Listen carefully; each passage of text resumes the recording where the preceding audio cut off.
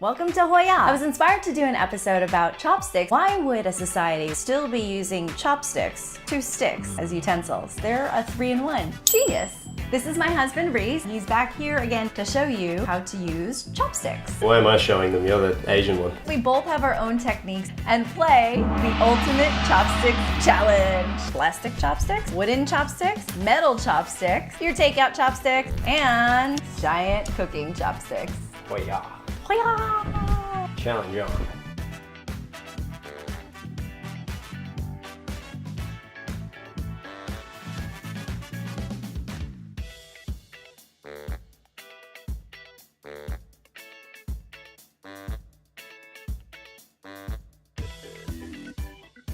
To tell everyone that you're finished eating, you can rest your chopsticks on top of the bowl right in the center. High five, that's impressive.